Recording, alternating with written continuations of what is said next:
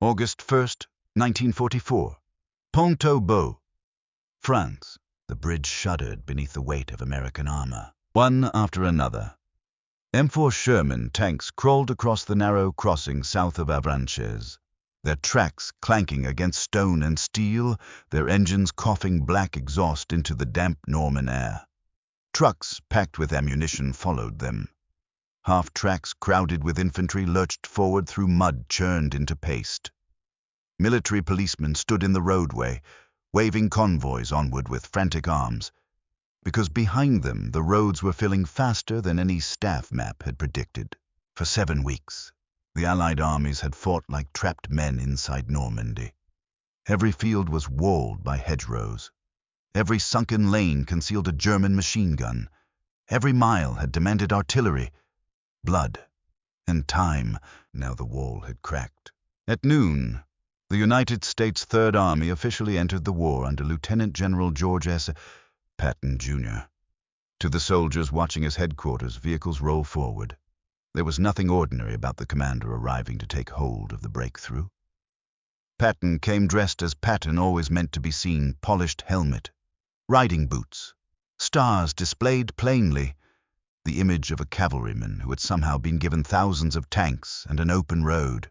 He had waited months for this moment. After Sicily, after disgrace, after being kept away from the first assault on Normandy, he had been restored not because anyone considered him easy to control, but because General Dwight D.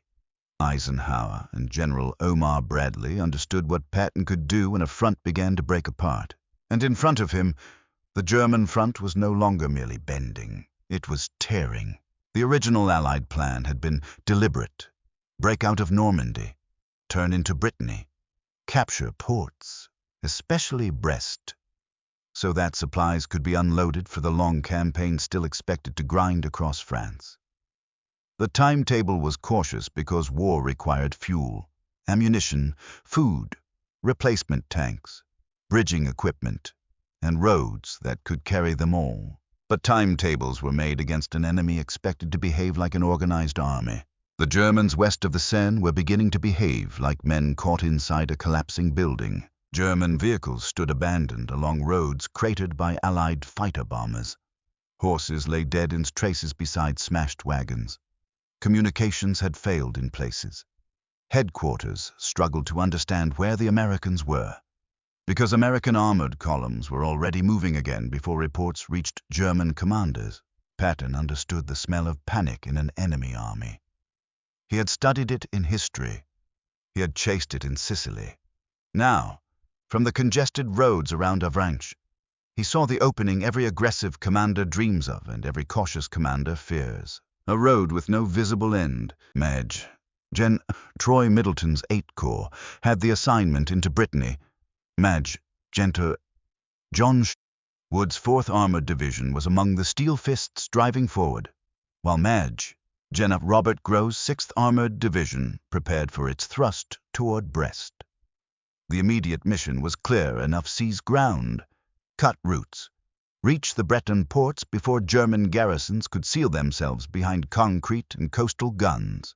Yet Patton's eyes were already moving beyond Brittany. On the map table, the peninsula stretched west like a task assigned weeks earlier, but eastward lay something larger: retreating German armies, roads toward the Loire, Le Mans, the Seine, and beyond them the approaches to the German frontier itself.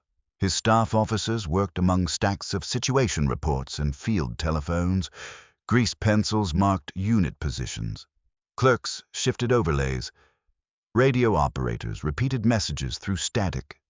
Somewhere outside, a tank commander shouted for fuel, while an engineer officer argued that too many vehicles were attempting to use too few crossings. To another commander, it might have looked like disorder. To Patton, it looked like momentum. The Germans had spent weeks forcing the Allies to fight for yards. Now they were giving up miles. The danger was no longer that Third Army would advance too slowly. The danger, as Patton saw it, was that someone would order it to pause long enough for the enemy to recover. Across the channel, British political leaders and Allied commanders still thought in terms of plans approved before this rupture existed. Ports mattered, supply schedules mattered, coalition unity mattered. Prime Minister Winston Churchill understood better than most that victories on maps could create quarrels in command rooms. But in France that afternoon, none of those arguments could yet be heard above the roar of engines crossing the bridge. Patton stepped toward the waiting vehicles. Ahead of him was Brittany, the assigned objective. Beyond it was a defeated enemy trying to escape, and George Patton had never believed in giving a retreating army time to breathe. August 3rd, 1944, near Rennes. Brittany. Rainwater still clung to the leaves when the first American tanks entered the outskirts of Rennes. The city had expected battle. Barricades stood at road junctions. Shutters remained closed. Civilians watched from behind curtains, listening to the metallic growl advancing along streets that had belonged to German occupation troops only hours before. Then an American armored column appeared through drifting smoke. Machine guns trained outward. White stars marked on dust-caked hulls. A French flag emerged from an upper window, then another, within minutes.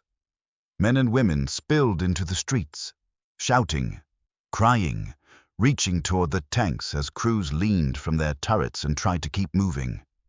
The soldiers had orders. There could be no parade. Not yet. German units were falling back toward fortified coastal ports.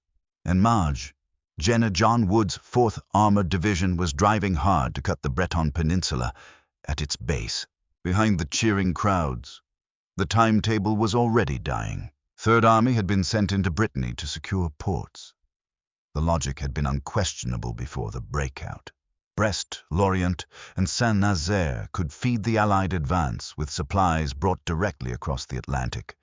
Every gallon of fuel, every artillery shell, every replacement engine still depended on a supply system stretching back through Normandy. But the ports were becoming traps rather than prizes. German commanders, obeying Hitler's orders, were pulling troops into the coastal fortresses, preparing to defend concrete bunkers and submarine pens to the last possible hour. Capturing those positions would require infantry, heavy guns, engineers, and time. Patton had none of those to waste on an enemy who was disintegrating everywhere else. At his headquarters, maps were unfolded across folding tables as reports arrived from the moving columns. Middleton's E8 Corps could continue the Breton mission. 1 corps, Patton believed, was enough to contain the garrisons and seize what could be seized. The rest of 3rd Army should not keep driving west. It should wheel east. That direction led toward the rear of the German 7th Army, still locked in combat against the British, Canadians, and the American 1st Army farther north. German formations were trying to build a front while retreating, but every hour brought new confusion. Roads clogged with carts, staff cars, ambulances, artillery tractors, and men marching without units. Allied aircraft prowled above them whenever the clouds parted. Patton wanted armored columns among those roads before the Germans could escape. Wade Heislip's 5th Corps had been screening the movement into Brittany. Now its role changed. Its units began turning away from the peninsula and toward Fougères, Mayenne, and Laval. What had been a protective flank became a spear aimed into the German rear. For American tank crews, the turn was almost disorienting. They had been given one destination, then another. Road signs appeared and vanished behind them. French resistance fighters stepped from hedges with armbands on their sleeves, pointing toward abandoned German positions or warning of mines and snipers. Drivers slept against steering wheels during halts that lasted only minutes. Fuel trucks were searched for with the urgency of ammunition wagons everywhere. The army was moving too quickly for its own paperwork. Patton welcomed it. He rode through columns jammed wheel to wheel, stopping at crossroads, demanding to know why a unit had halted, ordering traffic forward, urging officers to push until something real stopped them. His language was profane, theatrical, and unmistakable. A bridge destroyed ahead was a problem for engineers. A scattered German rear guard was a problem for tanks. Exhaustion was a problem to be dealt with after victory. To him, hesitation was the only unforgivable obstacle. Yet the danger was real. The farther Third Army raced from Avranches, the longer its exposed lines became. Bridges behind it carried almost everything the army needed. A German armored blow against that narrow corridor could sever Patton's advance from the rest of the Allied front. And Adolf Hitler, studying the disaster from his headquarters, had reached exactly that conclusion. He did not order his armies to retreat while a road remained open. He did not accept that Normandy had been lost. Instead, he ordered Field Marshal Günther von Kluge to strike westward toward Avranches and the sea, cutting the American breakthrough in half. German panzer divisions began gathering around Mortain, while Patton's columns rolled east and south through villages suddenly free of German control. An armored fist was forming behind his left shoulder. The breakthrough was about to become a gamble, and Patton had already pushed too far forward to pretend he had not placed his army on the table. August 7th, 1944. Mortain, France. In the darkness before dawn, German tanks moved without artillery preparation. Their engines rumbled through the lanes east of Mortain, muffled by low cloud and the heavy air of a Norman night. Grenadiers walked beside the armor, helmets dark against the hedgerows. Rifles clutched close as the columns advanced westward. Somewhere beyond the hills lay Avranches and the narrow corridor through which Patton's army was pouring into open France. If the Germans could reach that road, Third Army might be cut off at the moment of its greatest success. The attack had a name: Operation Lüttich. It was Adolf Hitler's answer to disaster. Instead of withdrawing his forces before they were destroyed, he ordered an armored blow toward the sea. The divisions were battered, short of fuel, and already being pressed by Allied armies. But orders from Hitler's headquarters did not recognize exhaustion. The Americans had broken out. The breakthrough had to be severed. The first blow struck the American 30th Infantry Division. Mortain fell into chaos. German tanks pushed into the town while American infantry fought from houses, orchards, and roadside ditches. Tracer fire snapped across dark streets. Telephone wires were cut. Units became isolated before some headquarters understood the scale of the attack. Above the town stood Hill 314, a steep, wooded height that dominated the surrounding roads. There, men of the 2nd Battalion, 120th Infantry Regiment, found themselves surrounded. They could see German vehicles moving below them. They could hear engines in the valleys and bursts of automatic fire climbing the slopes. Their radios brought desperate messages through interference. Ammunition began to run low. Water ran lower. The battalion clung to its hilltop because surrendering it would give the German advance observation over the battlefield and help clear the road toward Avranches. Morning came with fog and cloud. For a few dangerous hours, Allied fighter bombers could not see the German columns clearly enough to strike. Panthers, Panzerabwehr, assault guns, and infantry continued to press westward. Inside American headquarters, reports arrived in fragments. Mortain was penetrated. Hill 314 was cut off. German armor was on the move. But the surprise was not complete. Allied intelligence had warned senior commanders that a German counterattack was coming. General Omar Bradley understood what Hitler was attempting, and he did not panic. Patton's army would not be recalled from its great sweep merely because the Germans had driven their armored strength into a narrow salient. Instead, Bradley saw the enemy doing something almost unbelievable. The Germans were exposing themselves. While American infantry stopped them near Mortain, the German armored divisions were moving deeper into a position from which escape might become impossible. Their flank was open to Patton's advancing columns.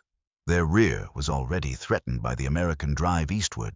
At Third Army headquarters, Patton studied the situation with fierce satisfaction. A lesser commander might have looked back toward Avranches and ordered every available tank to protect the supply corridor. Patton looked north. He wanted to cut behind the German attack. Major General Wade Haislip's 15th Corps drove toward Le Mans with the 5th Armored Division and the 79th and 90th Infantry Divisions moving through heat, dust, and exhausted resistance. Town after town fell with a speed that made headquarters maps obsolete almost as soon as they were marked. French civilians waved from roadsides while American vehicles roared past them, not stopping long enough to celebrate liberation. By August 8th, American troops entered Le Mans. The city mattered less as a prize than as a turning point. From there, Patton could pivot north, driving toward Alençon and Argentan, placing his formations behind the German armies still fighting in Normandy. The enemy attacking west at Mortagne was now in danger of being trapped between First Army in front and Third Army sweeping up from below. Patton sent the order. 5th Corps would change direction and attack north. On the battlefield around Mortagne, the clouds finally lifted. Then the sky filled with Allied aircraft. American and British fighter bombers descended on German columns trapped along roads and around villages. Rockets screamed into armor. Cannon fire ripped through trucks and half-tracks. Tanks pulled beneath trees or hugged buildings. But concealment was difficult when roads were crowded and movement itself invited attack. On Hill 314, the surrounded Americans held on through shell fire, thirst, and mounting casualties. They did not know the full shape of the battle. They could not see Patton's columns far to the south, turning toward the German rear. They only knew that German soldiers were still below them, and that every hour they remained alive forced the attack to stall. By August 9th, the German strike toward Avranches had failed. It had not severed Patton's army. It had placed the German army inside the jaws of a closing trap. August 12th, 1944. Alençon, France. The road into Alençon was littered with the remains of an army that had failed to get away cleanly. Burned trucks sagged in ditches. German ammunition crates lay split across the pavement. Dead horses, still harnessed to wagons, baked beneath the August sun while American tanks threaded through smoke and wreckage. Men of the French 2nd Armored Division, fighting under Major General Philippe Leclerc as part of Haislip's 15th Corps, rolled into the town they had dreamed of reaching since France fell 4 years earlier. For the French crews, the sight of civilians running toward them was almost unbearable. Women pressed flowers into their hands. Old men raised trembling salutes. Children climbed onto tank tracks until military police pulled them back from vehicles still moving toward battle. There was no time to remain in Alençon. North of the city lay Argentan. Beyond Argentan lay Falaise. Between those places, tens of thousands of German troops were trying to escape the trap now closing around them. Patton understood the geometry instantly. His columns had raced from the Avranches corridor through Le Mans and now up into the rear of the German armies. To the north, Canadian and Polish forces were pressing downward through brutal resistance. Between the two Allied wings was a narrowing corridor filled with retreating German infantry, artillery, command vehicles, horses, fuel trucks, and the remaining armor of formations that had fought since D-Day. Close the gap, and Normandy might end not with a retreat, but with destruction. At Third Army headquarters, Patton pushed for speed. 5th Corps had already advanced farther than the original operation had imagined. Its armored elements were tired, its infantry strung along crowded roads, its fuel supply stretched thin. None of that persuaded him to slow down. To Patton, the Germans inside the pocket were more exhausted, more confused, and far more vulnerable. He wanted Haislip forward. The 5th Armored Division moved north from Alençon, tanks grinding along roads crowded with prisoners and liberated civilians. German resistance stiffened as commanders realized what the American advance meant. Anti-tank guns opened fire from tree lines. Isolated German tanks fired from concealed positions before withdrawing through villages jammed with fleeing troops. Still the Americans came. By August 13th, patrols and armored spearheads were approaching Argentan From ridges south of the town, officers could see smoke columns rising from the German escape routes. The enemy was there, compressed into a shrinking battlefield. American guns began firing northward. Tank crews received new grid coordinates. The next order, they believed, would send them through Argentan toward Falaise and the advancing Canadians. Then the order came. Stop. General Omar Bradley, commanding the American 12th Army Group, ordered Patton's 15th Corps not to drive beyond the Argentan line. The reasons were not cowardice and not blindness. The battlefield was becoming dangerously confused. Canadian forces were advancing from the north. German armored formations still remained capable of violent counterattack. Bradley feared that an American thrust deeper into the closing pocket might collide with friendly troops, overextend itself, or be struck by Germans desperate to force an escape route open. At Patton's headquarters, the decision landed like a shell. He had spent his career arguing that opportunity in war appeared only briefly. Here was the German 7th Army and much of 5th Panzer Army crowded into a trap, and his tanks were being held at its southern lip. In his view, a commander did not wait politely outside a collapsing enemy position. He drove into it and finished the destruction. Patton protested. He urged permission to continue. His anger spread through his staff, down telephone lines, into units whose crews could see the smoke ahead and knew what it meant. But for all his reputation as a man who ignored restraints, Patton did not simply disobey Bradley's direct order at Argentan. The tanks stopped. North of them, the Germans kept moving eastward, abandoning guns, vehicles, wounded men, and supplies in their desperate attempt to escape before the jaws finally closed. The speed that had carried Patton far beyond the original timetable had delivered him to the edge of complete victory. Now Allied caution, coalition boundaries, and the fear of catastrophe had drawn a line across his road, and across that line, the enemy was still running. August 14th, 1944, south of Argentan, France. The American tank crews waited with engines idling. Ahead of them, beyond the smoke hanging over the fields, lay Argentan and the German escape roads. Somewhere to the north, Canadian troops were fighting toward Falaise. Between the two Allied forces, German vehicles continued moving east in columns so dense that artillery observers scarcely needed to search for targets. But the order remained unchanged. Hold.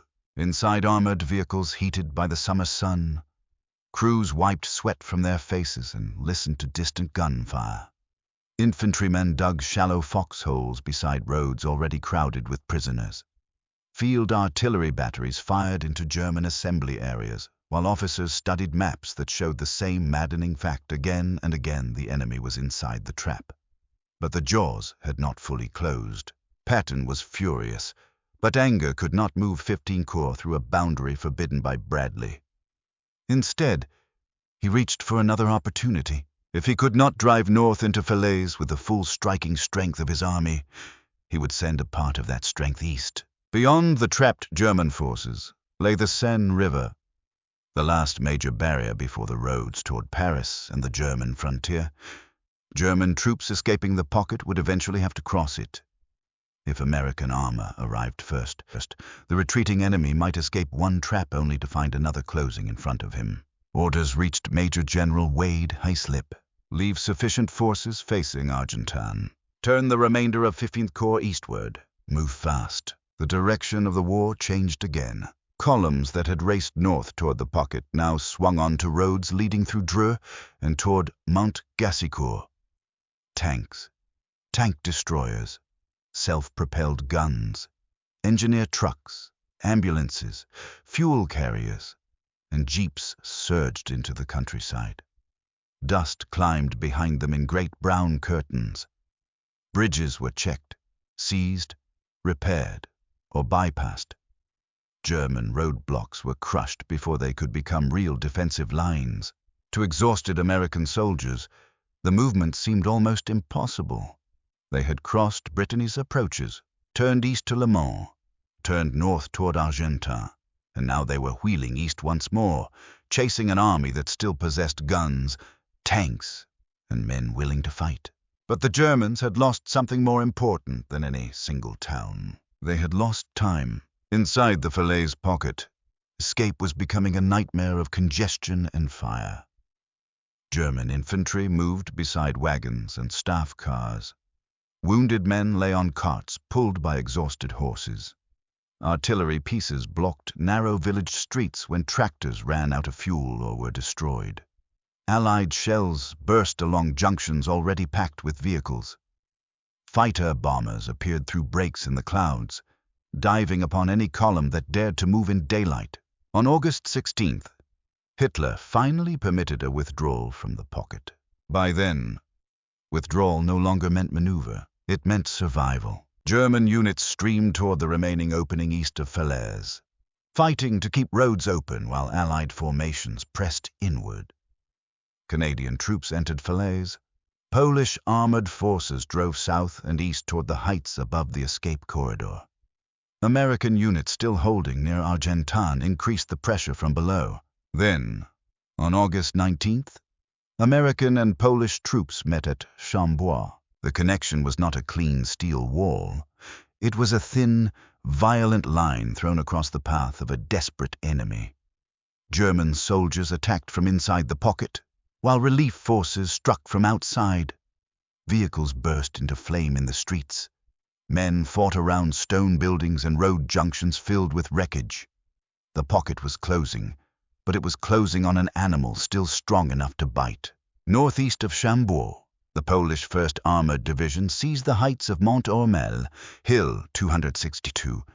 From that ridge, Polish soldiers looked down upon the German escape routes and saw a scene from the ruin of an entire army, shattered columns, burning vehicles, abandoned guns, riderless horses, and troops attempting to break east under constant fire. For 2 days, the Poles held while German forces attacked them from both sides. Their ammunition dwindled, their wounded accumulated. Radio messages pleaded for supplies and relief. Yet the ridge remained in Allied hands, long enough to turn the escape corridor into a killing ground. Many Germans still got through, many more did not. Farther east, Patton's gamble was producing its own result. On the night of August 19th, elements of 15th Corps reached the Seine at Monte-Gassicourt and forced a crossing. Engineers worked beneath darkness and incoming fire as bridgeheads took shape on the far bank. The army that had supposedly advanced too quickly had now reached the river before the campaign timetable expected it. Patton had been denied the final thrust into the pocket, so he had driven beyond it, and as German survivors staggered out of Normandy, they found American troops already waiting along the river road ahead. August 25th, 1944, Paris, France. The bells began before the gunfire stopped. Across Paris, church towers erupted into sound, one after another, until the ringing rolled over boulevards littered with shattered glass, burned vehicles, torn sandbags, and abandoned German equipment. Crowds pressed toward the streets despite sniper fire and scattered resistance. French flags hung from windows. Resistance fighters, civilians, policemen, and soldiers of General Leclerc's 2nd Armored Division moved through a capital that had waited 4 years for this morning. Paris was free. To the east and south, the American advance was still moving. Patton's Third Army had not liberated the capital itself.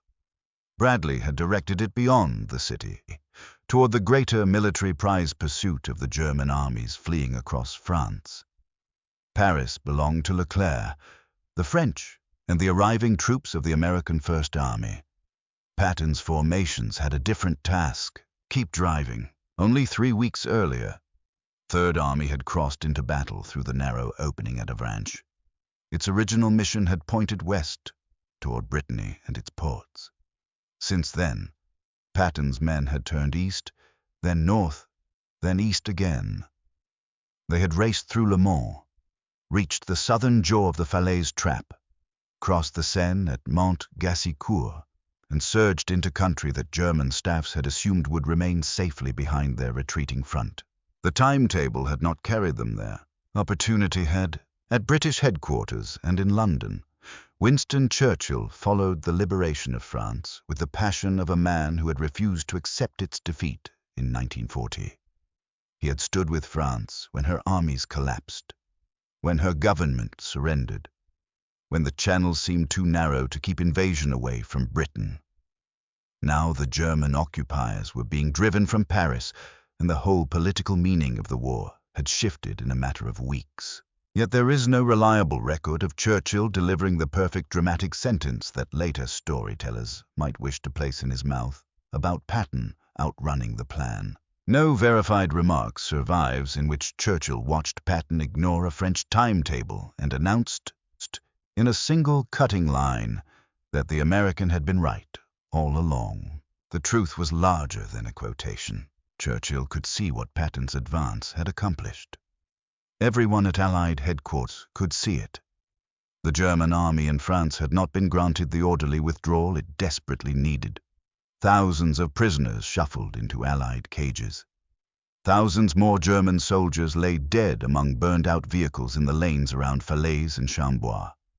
Guns, trucks, radios, wagons, and fuel dumps had been abandoned in a retreat transformed into catastrophe. Patton had not destroyed every German formation west of the Seine. Many had escaped. Some would recover. Some would soon fight him again behind rivers, forts, mines, and concrete defenses near Metz and in Lorraine. But he had denied them comfort. That was his victory. At the front, American soldiers understood it without speeches. They saw it in the prisoners trudging past them without belts or weapons.